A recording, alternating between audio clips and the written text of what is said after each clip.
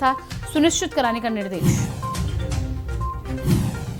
CM Dhami ने जिलों के डीएम को दिखाए सख्त निर्देश, स्वच्छता पर दिया विशेष ध्यान, अस्पतालों में प्लेटलेट्स की पर्याप्त उपलब्धता की जाए सुनिश्चित। चारधाम यात्रा में यात्रियों की संख्या बढ़ाने को लेकर हाईकोर्ट में आज सुनवाई, सरकार ने दाखिल किया हलफनामा। महंत नरेंद्र गिरी के उत्तराधिकारी की सिराज सजेगा ताज, आज संत करेंगे राज तिलक, बलवीर गिरी संभालेंगे बाघंबरी मठ की गद्दी।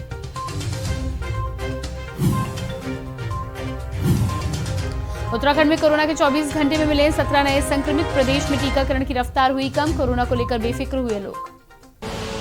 आप देख रहे हैं के न्यूज, खबरों का सारथी। नमस्कार, खबर उत्तराखंड में आपका स्वागत है। मैं हूं प्रियंका। सबसे पहले रुद्रप्रयाग से खबर आ रही है। मुख्यमंत्री पुष्कर सिंह धामी पहुंचे केदारनाथ धाम, केदारनाथ में करेंगे पूजना अर्चना।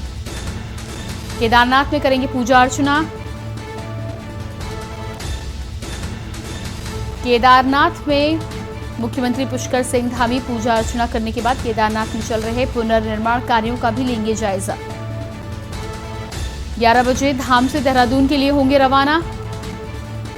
11 बजे धाम से देहरादून के लिए होंगे रवाना। मुख्यमंत्री पुष्कर सिंह धामी पहुंचे केदारनाथ धाम। केदारनाथ में करेंगे पूजा अर्चना।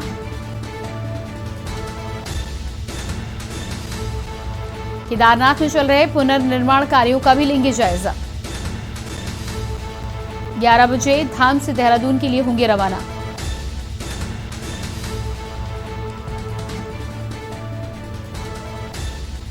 दोपहर 12 बजे मुख्यमंत्री आवास देहरादून पहुंचेंगे सीएम दोपहर 12:30 बजे मुख्यमंत्री हेल्पलाइन 1905 की भी करेंगे समीक्षा। शाम 6 बजे मुख्यमंत्री पहुंचेंगे सचिवालय। आबकारी और परिवहन विभाग की लेंगे समीक्षा बैठक। सीएम पुष्कर सिंह धामी आ जाएंगे केदारनाथ पुनर्निर्माण कार्यों का भी लेंगे जायजा।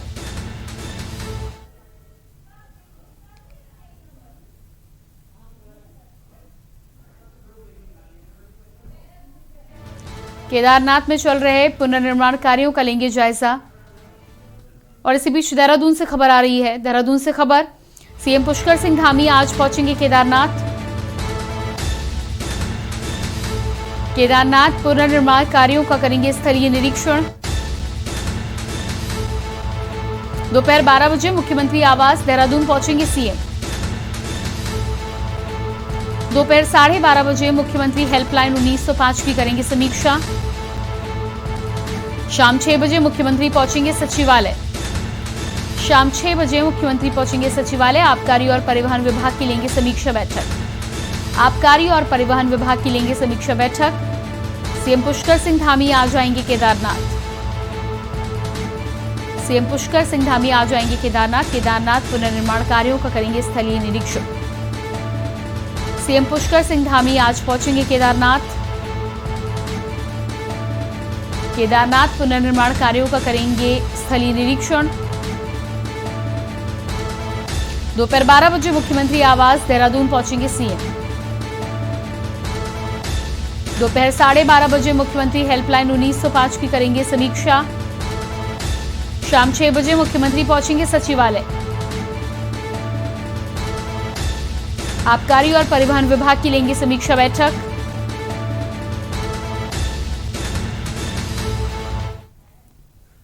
मुख्यमंत्री पुष्कर सिंह धामी ने प्रदेश में कोविड-19 के डेंगू व मलेरिया बीमारी की रोकथाम के लिए प्रभावी प्रयासों की जरूरत को बताते हुए इस संबंध में सभी संबंधित विभागों व जिलाधिकारियों को समन्वय से कार्य करने के निर्देश दिए हैं। सचिवालय में इस संबंध में स्वास्थ्य मंत्री डॉक्टर धन सिंह रावत व शासन के उच्च अधिकारियों के साथ आयोजित बैठक में मुख्यमंत्री ने ये निर्देश दिए। सभी जनपदों व जिलाधिकारी एवं मुख्य चिकित्सा अधिकारी वीडियो कॉन्फ्रेंसिंग के माध्यम से बैठक में शामिल रहे। मुख्यमंत्री ने कहा कि बरसात के बाद डेंगू और मलेरिया के लक्षण सामने आते हैं, इसके लिए साफ सफाई, दवा आदि के छिड़काव की व्यवस्था सुनिश्चित की जाए। मुख्यमंत्री ने जिलाधिकारियों को निर्देश दिए कि डेंगू से बचाव के लिए व्यापक स्तर पर जन जागरूकता अभियान चलाया जाए। मुख्यमंत्री ने कहा कि राज्य में कोरोना की रिकवरी रेट में तेजी से सुधार हुआ है, इस पर प्रभावी नियंत्रण बना रहे। इस दिशा में सतर्क रहने की भी आवश्यकता है।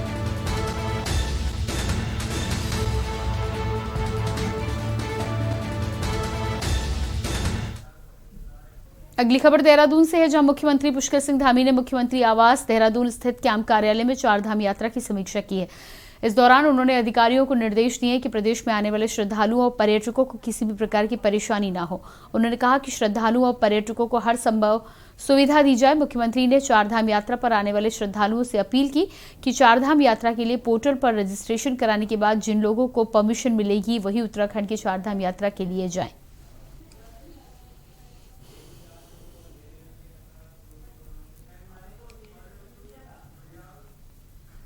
कांग्रेस प्रदेश अध्यक्ष गणेश गोदियाल इन दिनों श्रीनगर के दौरे पर हैं। गृह क्षेत्र होने के चलते प्रदेश अध्यक्ष जनता के बीच पहुंचने का कोई मौका नहीं छोड़ रहे। पूर्व मुख्यमंत्री हरीश रावत की आम पार्टी की तर्ज पर गणेश गोदियाल द्वारा श्रीनगर में आलू पार्टी का आयोजन किया गया, जिसमें पहुंचे स्थानीय लोगों को कांग्रेस अध्यक्ष ने राट के मशहूर आलू वितरित किए। कांग्रेस प्रदेश अध्यक्ष ने कहा कि कांग्रेस पार्टी जैविक उत्पादों को बढ़ावा देने के लिए इस तरह के कार्यक्रमों का आयोजन करती रहती है। साथ ही उन्होंने कहा कि पहाड़ी क्षेत्रों में जैविक उत्पाद स्वरोजगार का एक बेहतर जरिया बन सकता है, लेकिन वर्तमान सरकार द्वारा इस ओर कोई ध्यान नहीं दिया जा रहा।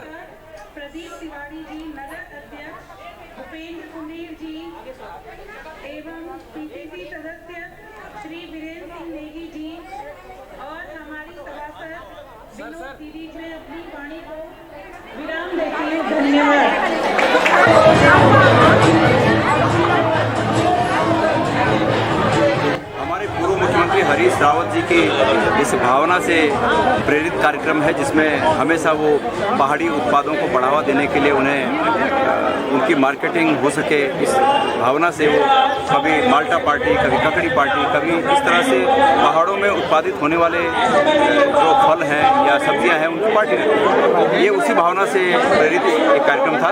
मैंने पिछले साल राट में पैदा हुए जैविक आलू को यहाँ पर श्रीनगर में वितरित किया और लोगों ने बहुत अच्छा रिस्पॉन्स उसका हमें।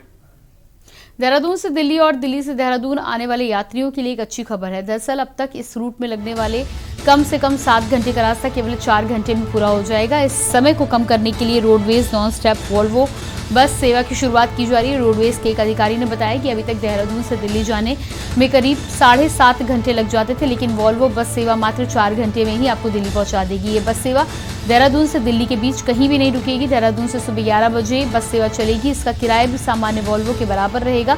ये पहली बस सेवा है जो इतने कम दाम में देहरादून से दिल्ली की दूरी तय करेगी।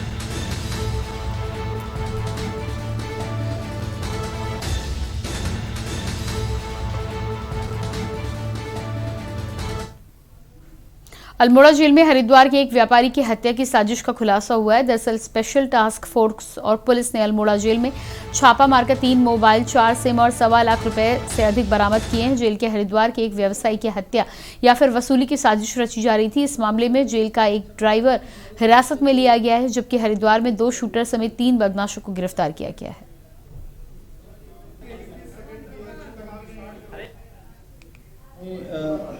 अभी तक जो 3 मोबाइल, 4 सिम और 1,29,000 रुपये जेल के अंदर से बरामद हुआ है।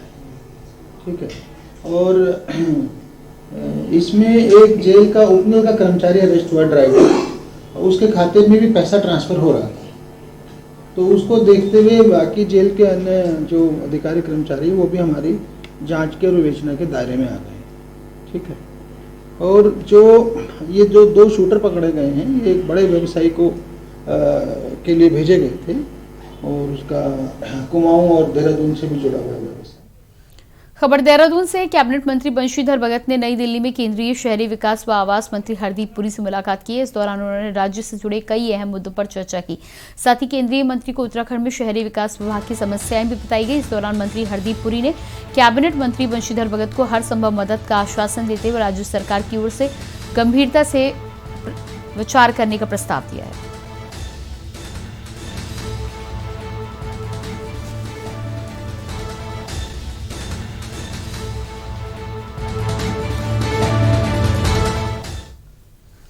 खबर विकासनगर से है, जहां अंतर्गत जूडो क्षेत्र में यमुना नदी पर बन रही 120 मेगावाट क्षमता की व्यासी जल विद्युत परियोजना प्रभावित लोहरहारी गांव के लोग पिछले 121 दिनों से पुनर्वास की मांग को लेकर जूडो अनिश्चितकालीन धरना प्रदर्शन कर रहे हैं, जिनको बीती 3 अक्टूबर को धरना दे रहे 17 आंदोलनकारियों को पुलिस प्रशासन आखिरकार धरना स्थल से उठाकर हिरासत में लेकर आई, जिससे मामला और गर्मा गया, जिसके चलते अपने सैकड़ों समर्थकों के साथ धरना स्थल पर जा रहे नेता प्रतिपक्ष प्रीतम सिंह को प्रशासन ने बाड़वाला मुख्य राष्ट्रीय राजमार्ग पर जूडो जाने से पहले ही बैरिकेड लगाकर परियोजना क्षेत्र में जाने से रोक दिया, जिसके चलते समर्थकों के नेता प्रतिपक्ष प्रीतम सिंह की पुलिस के साथ थोड़ी नोकझोंक भी हुई, लेकिन समर्थकों की बैरिकेडिंग हटाकर कुछ दूर तक जाने पर पुलिस ने उन्हें रोक दिया, जिसके बाद प्रीतम सिंह समर्थकों के साथ सड़क पर धरने पर बैठ गए।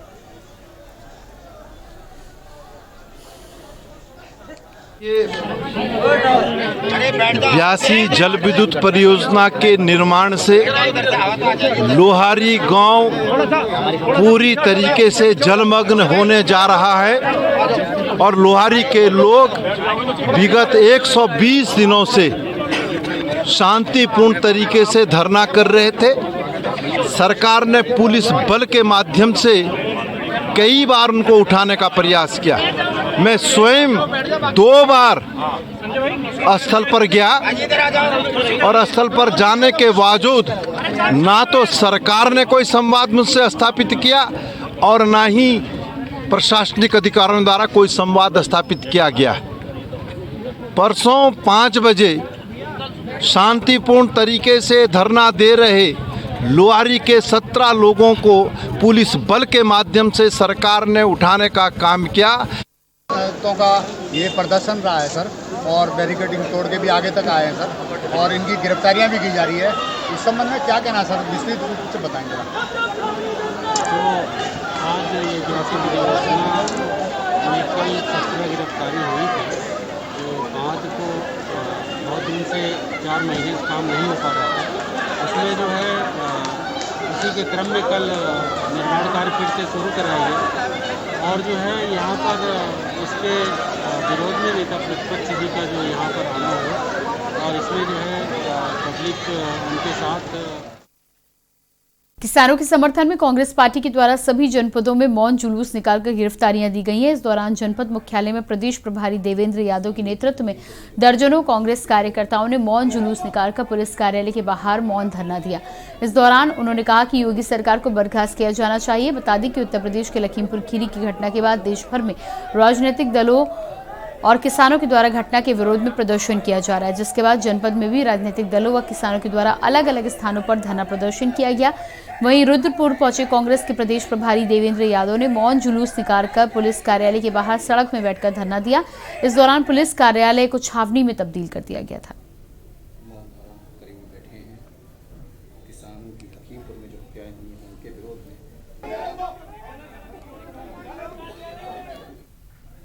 उत्तराखंड की शांत वादियों में असलहों का कारोबार चरम पर था। पुलिस के मुखिया के आदेश के बाद एसओजी टीम ने अपराधियों पर नकेल कसते हुए 2 अपराधियों को गिरफ्तार किया है। आपको बता दें कि उत्तराखंड में लंबे समय से उत्तर प्रदेश से अवैध असलहे उत्तराखंड में आ रहे हैं। पुलिस ने मुखबिर की सूचना पर 2 आरोपियों को गिरफ्तार किया, न्यायालय में पेश किया है। आरोपियों के पास से 12 बोर के 2 तमंचे, 315 बोर के 3 तमंचों के साथ 10 जिंदा कारतूस बरामद किए गए हैं।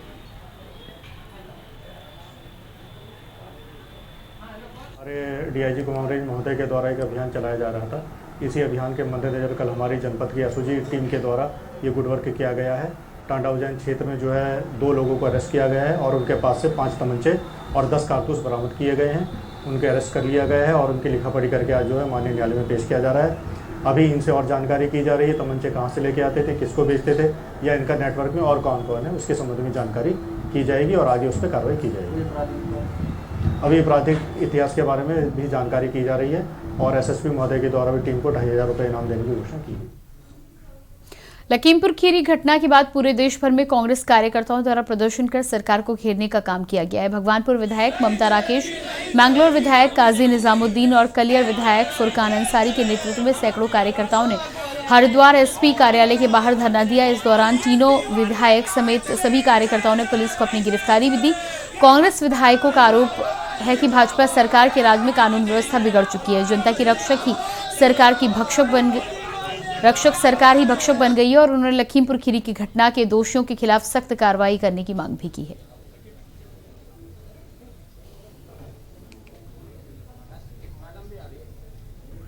देखिए, अभी जैसा कि मेरे तीनों विधायकों ने और माननीय सतपाल ब्रह्मचारी जी ने अपनी बात आपके समक्ष रखी, मैं उसी बात को दोहराते हुए स्पष्ट रूप से कहना चाहता हूँ। जिस तरह से लखीमपुर खीरी में किसान शांतिपूर्ण तरीके से अपना आंदोलन कर रहे हैं और उन्हें जिस बर्बरता से एक मंत्री के बेटे ने कुचला नहीं, वो हत्या की और जानबूझकर किया गया है।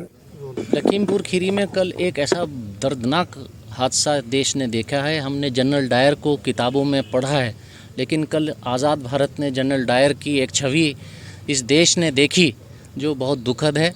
और गांधी जयंती के अगले दूसरे दिन इस तरह का कांड होना, देश आहत है।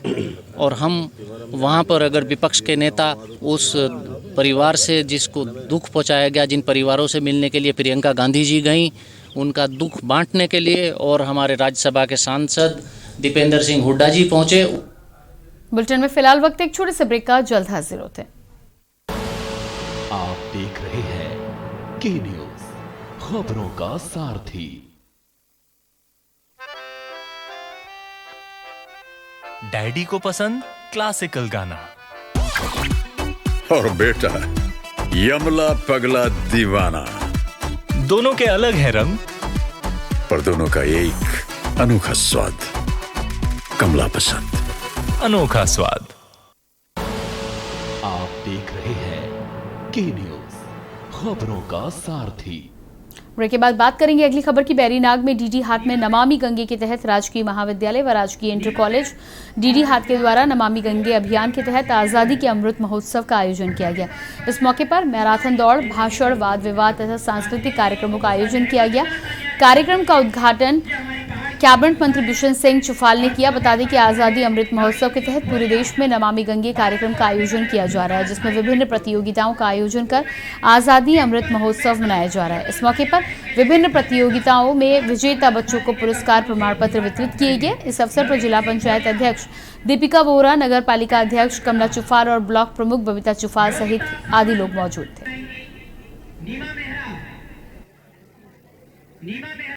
और इसके बाद स्लोगन प्रतियोगिता सीनियर वर्ग, प्रथम स्थान पर कुमारी दिनेश जी को पुरस्कार ले रहे हैं। जोरदार तालियां डिंपल के लिए। गंगा से जुड़े एक कार्यक्रम को, सांस्कृतिक कार्यक्रमों का आयोजन किया गया था। इस कार्यक्रम का जो नमामि गंगे के तहत जो एक कार्यक्रम किया गया था, इसके लिए मैं देश के जो हमारे जल शक्ति मंत्री हैं गजेंद्र शेखावत जी, उनका धन्यवाद अदा करना चाहता हूँ। उनसे जब मिला, मैंने उनसे उत्तराखंड की जो विभिन्न जिस प्रकार से नदियाँ आज जो गंगा है, माँ गंगा जो स्वच्छ और अविरल बह रही है, उसी प्रकार से उत्तराखंड में बहुत सारी नदियाँ जो हिमालय से। नैनीताल के डीएसपी एनएन हाल दीक्षांत छात्र प्रेरणा कार्यक्रम का आयोजन किया गया, जिस कार्यक्रम में एनसीसी कैडेट सहित भारी संख्या में स्नातक के छात्र मौजूद रहे। मुख्य वन संरक्षक डॉक्टर तेजस्विनी अरविंद पाटिल व एसएसपी प्रीति प्रियदर्शी ने कुमाऊं विश्वविद्यालय डीएसपी परिसर के एएनएन सिंह हॉल में दीप प्रज्वलित कर दीक्षांत कार्यक्रम का शुभारंभ किया। कार्यक्रम स्नातक के नए छात्रों के लिए 1 सप्ताह तक चलेगा। पहले दिन कई विशेषज्ञों ने स्नातक के छात्रों को संस्था के नियम, ज्ञान के संसाधनों और कला संस्कृति के साथ ही जीवन में आगे बढ़ने के टिप्स दिए। एसएसपी प्रीति प्रियदर्शनी ने कहा कि विश्वविद्यालय से ही भविष्य की शुरुआत होती है और जिंदगी में रोजाना कुछ न कुछ सीखना जरूरी है। अच्छा, मैंने ये किया था तो इससे मेरे को ये नुकसान साथ ये तो आज हम लोग ने यहाँ पे जो स्टूडेंट इंडक्शन प्रोग्राम है पहली बार शुरू किया गया है यूजीसी के निर्देशों पे, हम लोगों ने यहाँ पे पार्टिसिपेट किया है और जितने भी हमारे अंडर ग्रेजुएट फ्रेशर्स हैं सभी ने इसको ज्वाइन किया था। और हमारी तरफ से सभी ऑफिसर्स की तरफ से ये कोशिश है कि हम बच्चों को मार्गदर्शन कर सकें, उनका उत्साहवर्धन कर सकें, उनको सही दिशा दिखा सकें और उनको ये सीख दे सकें कि ज़िंदगी में कभी भी हार नहीं माननी है। यूनिवर्सिटी से क्या एक्सपेक्ट कर सकते हैं, उनको अपने प्रोफेशनल कोर्सेज के बारे में कैसे कुछ जानकारी वगैरह देने के लिए। तो आई एम श्योर नए बच्चों के लिए तो बहुत ही यूज़फुल रहा होगा ये कोर्स। यहाँ पे उन्होंने अपने सीनियर्स के साथ इंटरेक्शन लिया होगा, अपने प्रोफेसर्स के साथ इंटरेक्शन लिया होगा, तो अपना एक लाइफ का पर्पस या हम कैसे हमारे आगे लाइफ में जाएंगे उसके लिए उनको बहुत इंपॉर्टेंट इन्फॉर्मेशन मिली होगी। स्टाफ मेंबर्स थे, they were very good and they gave a very inspiring and motivating speech and we are ready to face a new experience into the college and we will see for it and hope it would be great for us. खबर उत्तरकाशी से है, जहां लोक निर्माण विभाग बड़कोट में पंजीकृत ठेकेदारों ने सोमवार को लोनी विश्वविद्यालय के अधिशासी अभियंता पर अभद्रता का आरोप लगाते हुए लोनी विश्वविद्यालय कार्यालय के आगे जमकर प्रदर्शन किया और 1 दिवसीय सांकेतिक धरना दिया। साथ ही ठेकेदारों ने मुख्यमंत्री व जिलाधिकारी को ज्ञापन भेजकर 1 सप्ताह में अधिशासी अभियंता के स्थानांतरण करने की मांग की है। धरना प्रदर्शन में शामिल ठेकेदार संघ के अध्यक्ष दीवान सिंह असवाल ने कहा कि अधिशासी अभियंता को ठेकेदार के साथ ही मिलने गए थे, लेकिन उन्हें बंद कमरे के बाहर कर दिया गया और ठेकेदारों के साथ अभद्रता कर बेवजह परेशान किया गया।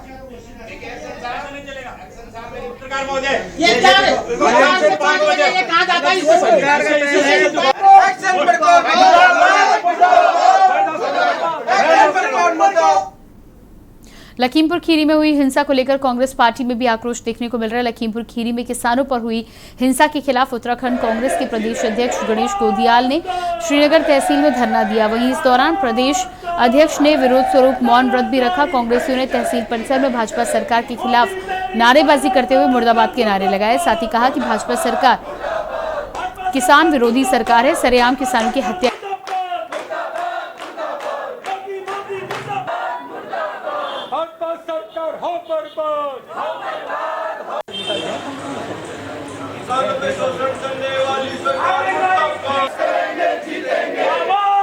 हमारी सरकारें जो कि किसानों को उनके मुद्दों पर जो वो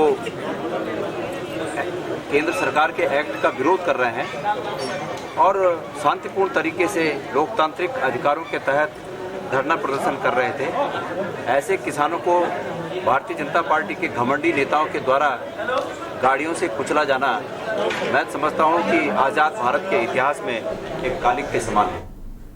प्रदेश में आगामी 31 मार्च तक होने वाली विभिन्न भर्ती परीक्षाओं के लिए आवेदन शुल्क माफ कर दिया गया है। इस संबंध में जारी शासन आदेश में स्पष्ट किया गया है कि 31 मार्च 2022 तक होने वाली परीक्षाओं में आवेदन शुल्क नहीं लिया जाएगा। वहीं विधानसभा में समूह खा और गांव में रिक्त पदों पर निकली भर्तियों पर आवेदन शुल्क लिया जा रहा है, जिसको लेकर कांग्रेस ने प्रदेश सरकार पर निशाना साधा है। कांग्रेस प्रवक्ता आरपी रतूड़ी ने कहा है कि भारतीय जनता पार्टी की 4.5 साल तक बेरोजगारी की याद नहीं आई और जब चुनाव सर पर है तब मुख्यमंत्री ने बेरोजगारी से आवेदन शुल्क न लेने के आदेश को जारी कराया, लेकिन आदेश के बावजूद भी शुल्क लिया जा रहा है, जिससे साफ होता है कि यह सरकार हिटलर शाही सरकार है।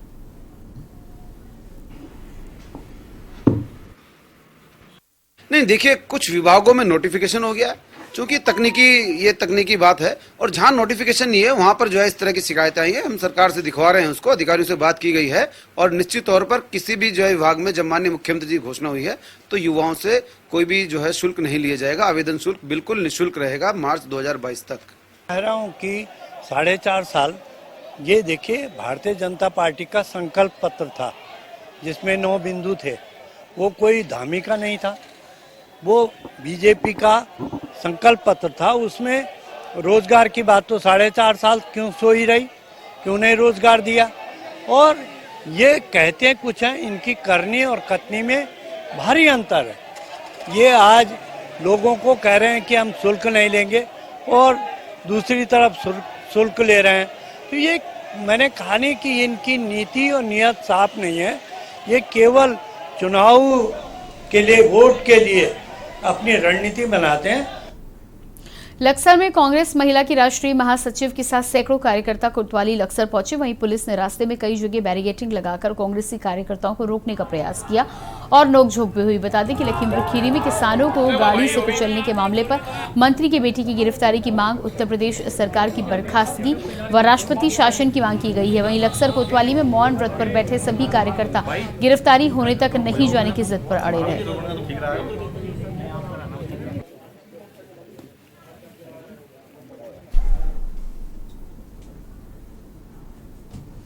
हरिद्वार के ग्रामीण क्षेत्र में बाणगंगा व किसानों के खेतों में 2 दर्जन से अधिक जेसीबी मशीन व सैकड़ों ट्रैक्टर ट्रॉली डंपरों से धड़ल्ले से अवैध खनन किया जा रहा है। किसान व अन्य ग्रामीण मामले में पुलिस प्रशासन को अवैध खनन बंद करने की शिकायत दी जा चुकी है।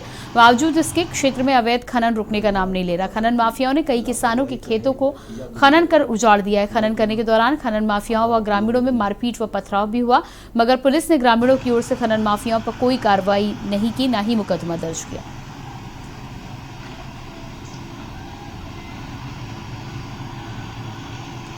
खनन पे जो है लगातार जो है शिकायतें आती रहती है, लेकिन उसमें शिकायतों पे जो है पुलिस द्वारा कार्रवाई की जाती है। इसमें राजस्व विभाग और पुलिस द्वारा ही जब भी शिकायतें मिलती है देखा जाता है। लेकिन अक्सर ये देखा है इंटीरियर क्षेत्र है, वहाँ पे जब तक जो है सूचना देने के बाद पुलिस पहुँचती है तो अब तक जो है वो चीज़ें व्हीकल वगैरह वहाँ से हट जाते हैं। लेकिन कई बार जो है इनको बंद भी किया गया है और इनमें लगातार कार्रवाई की जा रही है। नहीं, अगर किसी किसान के यहाँ से या किसी ग्राम समाज में कोई इस तरह का खनन हो रहा है तो किसान को चाहिए उसके खिलाफ मुकदमा दर्ज। और इसी के साथ खबर उत्तराखंड में इतना ही। बाकी खबरों के लिए देखते रहिए के न्यूज़ इंडिया। नमस्कार।